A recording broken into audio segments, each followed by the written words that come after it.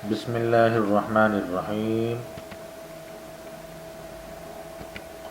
سوال: اگر طلاق یا خلع ہو جائے تو بچے کو رکھنے کا حق کس کو ہے، شوہر یا بیوی کو؟ میں نے ایک بیان میں سنا تھا کہ رسول اللہ صلی اللہ علیہ وسلم نے 2-3 ایسے واقعات میں بچوں کو ماں کے حوالے کر دیا تھا۔ اگر ماں نوکری کر رہی ہو اور بچوں کو بآسانی پال سکتی ہے تو اس حوالے سے شریعت کیا کہتی ہے؟ جواب: شریعت نے ماں کو بچوں کی پرورش کا جو حق دیا ہے وہ لڑکے میں چاند کے حساب سے 7 سال تک اور لڑکی میں 9 سال تک ہوتا ہے، بشرطے کہ اس دوران بچہ کی ماں کسی ایسے شخص سے نکاح کرے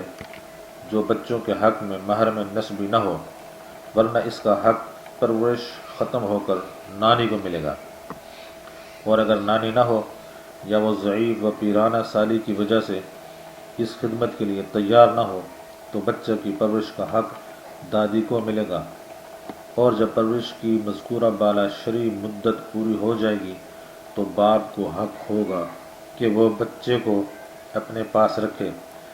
اس وقت ماں یا نانی کو بچہ روکنے کا حق نہ ہوگا، اور باپ بچے کو اپنے پاس رکھ کر اس کی بہترین تعلیم و تربیت کا نظم کرے گا،